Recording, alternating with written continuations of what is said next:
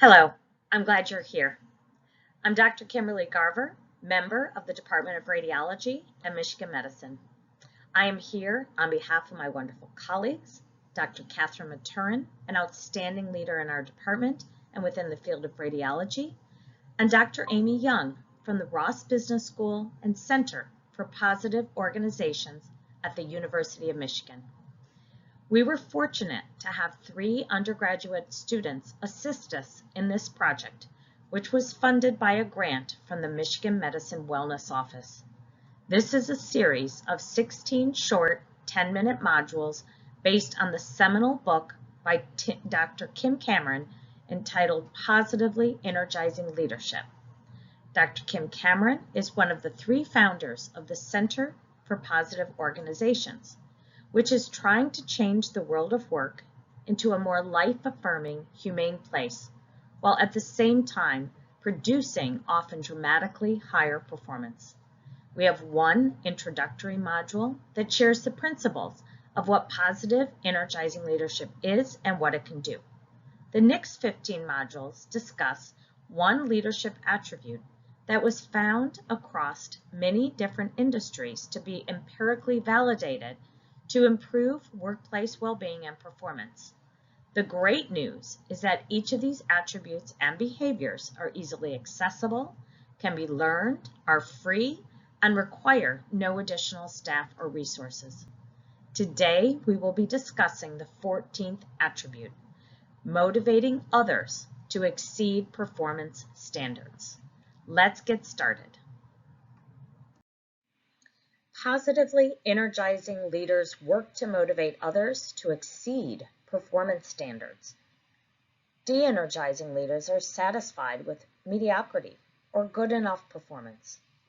Who hasn't been inspired by a great sports or other type success story where the coach or their leader inspires their teams to achieve greatness beyond expectations? That is the kind of energy we're talking about. Positively energizing leaders help others exceed performance expectations, motivate others to reach their highest potential, and recognize positive deviance, that top 1%. De-energizing leaders act by controlling and micromanaging others and are not able to recognize, inspire, coach, or mentor others to perform at their very best. There are no shortage of theories on motivation. Some deal with content, what motivation is, while others deal with process, how motivation occurs. One of the most well-known is Maslow's theory of the hierarchy of needs, which describes how we start with basic physiologic needs and progress through psychological needs, ending in self-actualization. Herzberg theory argued that motivating factors, such as achievement, recognition, advancement, influence job satisfaction, while hygiene needs describe the context and could make people unhappy, such as salary, working conditions, and benefits. Theory X states that employees are inherently lazy and management needs to build systems of control, while Theory Y states that employees are intrinsically driven and self-motivated, and if people are provided with the right conditions, they will perform well. Equity theory states that inequity demotivates people and equity motivates people. Expectancy theory states that employees will adjust their behavior based on what they can expect. Targets are reachable, hitting the targets will lead to the rewards, and I care about the rewards. Reinforcement theory is all about rewarding positive behaviors and ignoring or using consequences for negative behavior. In addition, there have been a number of books about motivation in the popular press relatively recently, one being the book by Daniel Pink on motivation, and the other being Carrots and Sticks Don't Work. The main premise of the book Drive is that we are now in a knowledge economy and tasks that require a lot of innovation and complex creative thinking are actually decreased by extrinsic rewards such as bonuses because they tend to narrow our thinking. I highly encourage you to watch this 18-minute TED Talk by Daniel Pink that describes what really motivates us in this modern world of work. Motivation has changed over time because society has changed. Motivation 1.0 was all about meeting our basic biological needs: food, shelter, safety, and reproduction. Motivation 2.0 was designed for the manufacturing economy where rewards and punishments, the carrot and stick model, was most useful. But now we are moving into Motivation 3.0. This is designed more for the knowledge economy, which requires a different set of motivators. And these include mastery, autonomy, and purpose. So what does work in our current knowledge economy?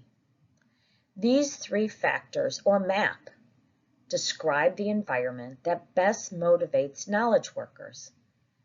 Mastery is the desire to improve and become an expert. If you're motivated by mastery, you will see your potential as unlimited. Someone who seeks mastery needs to attain it for its own sake.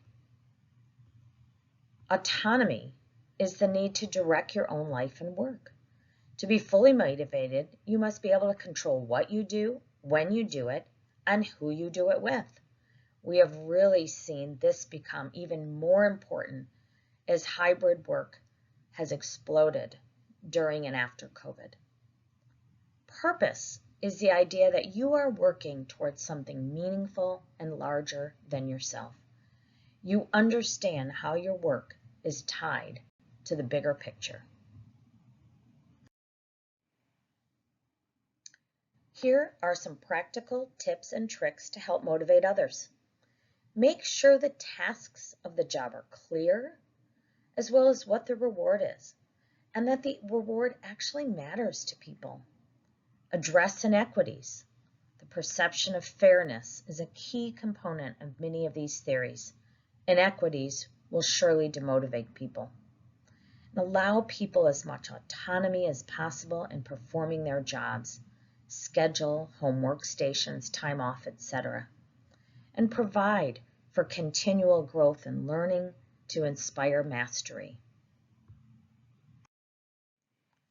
Here are some additional tips and tricks to help motivate others.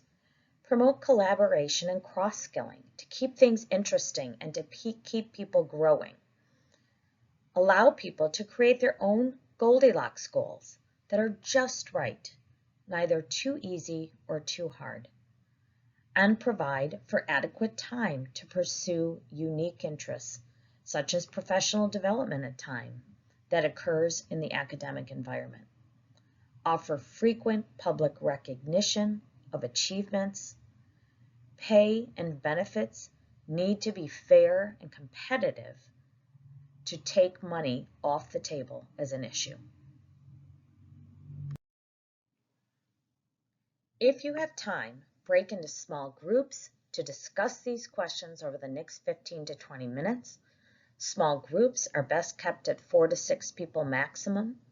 Please assign one person in the group to report insights learned from the small group back to the larger group when we return. What did you learn that resonated with you? What did you learn that challenged or surprised you?